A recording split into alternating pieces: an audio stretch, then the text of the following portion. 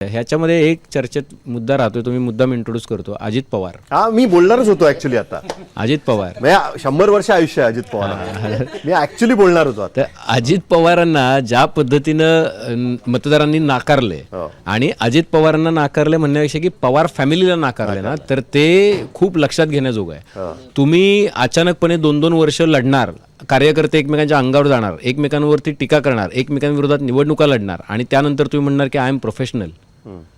जनता म्हणते नाही चलेगा. पण अगेन अभिजित अगेन हीच गोष्ट तर ठाकरेंनी पण केली. एक्झॅक्टली केली. हीच गोष्ट तर भाजप शिंदे एक्झॅक्टली केली. पण तुम्हाला भाजप आणि उद्धव ठाकरेंनी पण 2014 ते 2019 पर्यंत केलेली होती. ठाकरे एकत्र आले. ते यापुढे काय भाषण होतं ते, 25 वर्ष सडली, यापुढे कधीही भारतीय जनता पार्टी बरोबर मला ते एक्झॅक्टली सेंटेन्स, यापुढे युतीसाठी कधीही कोणाकडे लाचारी करणार हे मी शिवसेना प्रमुख आणि माझ्या शिवसैनिकांच्या साक्षीने सांगतो असं त्यांचं भाषण. त्याच्यानंतर सुद्धा लोकांनी मतं दिली आहेत, मग ह्यांनाच काय भोगायला. नाही, प्रश्न असा आहे की तुम्ही इतक्या बघा, राज ठाकरे आणि उद्धव ठाकरे 20 वर्षानंतर एकत्र आले. त्याचा कॉज आणि ते पहिल्या दिवसापासून मराठी माणसाला वाटत होतं की एकत्र राहिले पाहिजेत. त्याच्यामध्ये इमोशन होती. ठीक आहे, भाजप शिवसेना 2 हिंदुत्ववादी पक्ष हे सोबत असले पाहिजेत असं मानणारे शिवसैनिक पण आहेत आणि भाजपचे लोक पण आहेत. ठीक आहे, त्याच्यामध्ये एक इमोशन आहे. पवार यांच्या पक्षाची विचारधारा, म्हणजे विचारधारा आणि तो पक्ष याच्यामध्ये 10 प्रकाश वर्षांचं अंतर आहे. म्हणजे हे म्हणतात आम्ही काय यशवंतरावांना सांगतो, यशवंतरावांनी नाही हे म्हणतात, यशवंतरावांचा फोटो लावतात. शाहू फुले आंबेडकरांनी सांगितलं होतं का हे सगळे उद्योग करायला. शाहू फुले आंबेडकरांनी सांगितलं होतं तुमचे लोक इतक्या इझिली पोच होऊ शकतात किंवा चौकशा लागले की एका मिनिटात स्विच करू शकतात. 10 पैकी 60% लोक ईडी आणि सीबीआयच्या याच्यामध्ये. त्याचं कारण आहे की तुम्ही कर्तृत्वच तसं केलेलं आहे. तुमच्या मागे तुम्ही काहीतरी केलं. दुसरी गोष्ट अशी की आता तुम्ही ज्यावेळेला सगळं तुमचं वर्चस्व जे आहे ते धोक्यात आल्यानंतर तुमच्या निवडणुका झाल्या, खासदारांच्या झाल्या, आमदारांच्या झाल्या, आता कार्यकर्त्यांच्या निवडणुका आहेत म्हणून आम्ही एकत्र येतो असं म्हणाले. कार्यकर्त्यांना विचारलं का एकत्र यायचंय का नाही?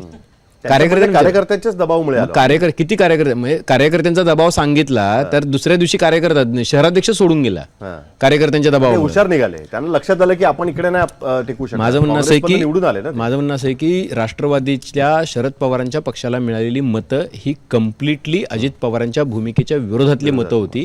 त्यांना स्वीकारलं होतं लोकांनी की हे जे राजकारण चाललंय त्याच्या विरोधात शरद पवार उभे राहिले. 85-86व्या वर्षी हे जनतेनं स्वीकारलेलं होतं. त्यांना ताकद दिली. 10 पैकी 8 लोक निवडून दिले. जोक नाहीये. 90% स्कोअर आहे तुमचा. विधानसभेमध्ये तुम्हाला नाही यश आलं आणि त्याची वेगळी कारण आहेत विधानसभेची, ती तुम्हाला पण माहिती आहे. ही वेगळी कारण आहेत. पण तुम्ही अचानकपणे तुम्ही म्हणणार की नाही आता आपण एकत्र नांदूया, नांदा. हे 2 पक्ष एकत्र येतील असं वाटतं का? आता काय राहिले? नाही येतील, ऑफिशियली एकत्र येतील का? कधी सुनावणी पण पुढे तुम्ही मध्ये दिल्लीत जाऊन आला तर शपथविधी कधी तुम्ही सांगा. आता शपथविधी दिसत नाहीये ना इतक्यात तरी. शपथविधी एवढं ओपनली होईल असं वाटत. मला वाटतं की पक्ष लूजली एकत्र आलेले आहेत. ते हळूहळू आता एकत्र येण्याच्या मार्गावरती गेलेले आहेत. लोकांनी त्यांना एकत्र आले असं समजूनच नाकारलेलं आहे. किंबहुना मला असं वाटतं निवडणुकीच्या निकालामुळे त्यांना भाग पडेल एकत्र येणं.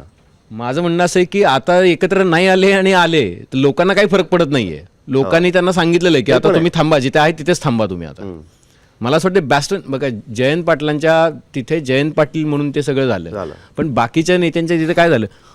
राष्ट्रवादीचे कमीत कमी अर्धा डझन लोक म्हणाले की आता काँग्रेसमध्ये जाण्याशिवाय पर्याय नाही. 1 मिनिट, आता जिल्हा परिषदेच्या निवडणुका होतील पुण्यामध्ये, तिथे अजित पवारांचा खेळ चालेल की नाही चालणार? कारण शेवटी या पुणे शहरातल्या निवडणुका नाही. तरी सुद्धा मी विचारतोय फक्त एक शेवटचं. मला असं वाटतं की बघा असं आहे प्रेडिक्शन म्हणून असं आहे की प्रत्येक निवडणूक वेगळी असते आणि ही अत्यंत ऐका मला पूर्ण तर करू द्या. प्रत्येक इलेक्शन वेगळी असते. महानगरांनी यावेळेचा राग जो आहे तो व्यक्त केला आणि महानगरांनी त्यांना नाकारलेला आहे. त्यांचा खरा जो होल्ड आहे तो ग्रामीण भागात आहे राष्ट्रवादी या पक्षाचा. आणि हे प्रॅक्टिकल बोलतोय मी, प्रॅक्टिकली.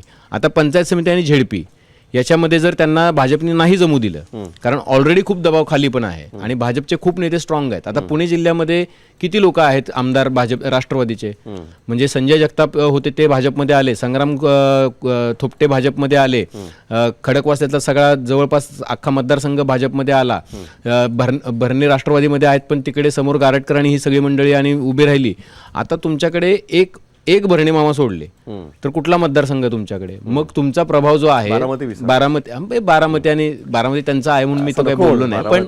बारामती इंदापूर हे 2 सोडले तर अख्ख्या विधानसभा लोकसभेमधले 4 तुमच्याकडे नाही आहेत. आणि ज्यावेळेला 4 तुमच्याकडे नाही आहेत त्यावेळेला तुम्ही आता या सगळ्या गटांवरती आणि गणांवरती तुम्ही प्रभाव टाकून तुमच्या नेतृत्वाचा आणि तुमचा विश्वास वाढेल अशी ताकद उभी करू शकाल.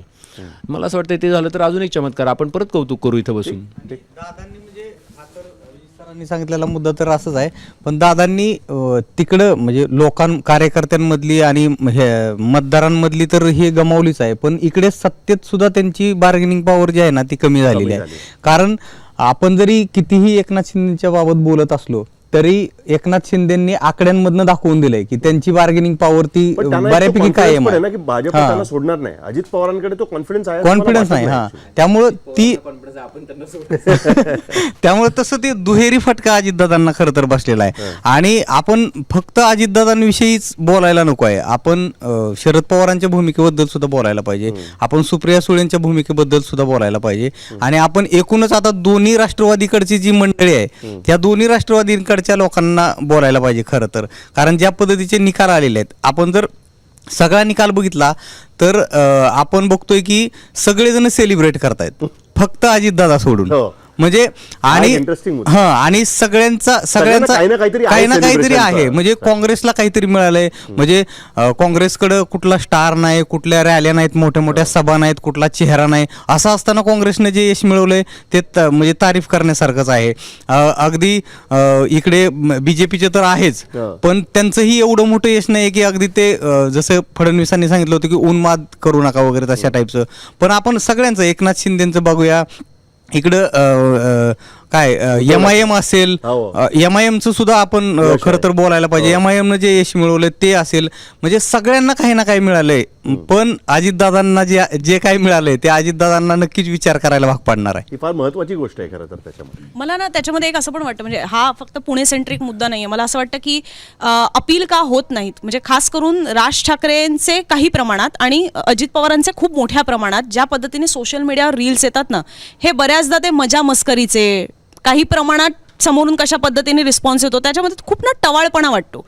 हेच जर तुम्ही उलट पक्षी भाजपचे रील्स पाहिलेत, भाजपच्या मे बी सेलकडनं येणारे किंवा काही प्रमाणात काँग्रेसचे आणि आता निवडणुकांच्या तोंडावर ठाकरेंच्या शिवसेनेचे, याच्यामध्ये एक विचारधारा असते. यातनं तुम्ही अपील होता, तुम्ही एक नेता एक पक्ष म्हणून प्रगल्भ वाटता आणि त्याच्यातनं तो लोकांना असं वाटतं की हा मी या मुद्द्यावर यांना वोट करू शकतो का, या मुद्द्यांवरनं मी यांना समर्थन द्यावं का.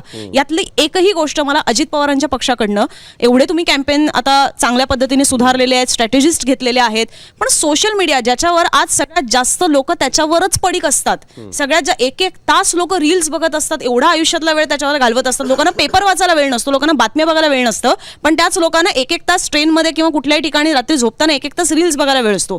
त्या रील्स मधनच भाजप किती मोठ्या प्रमाणात लोकांना इन्फ्लुएन्स करते.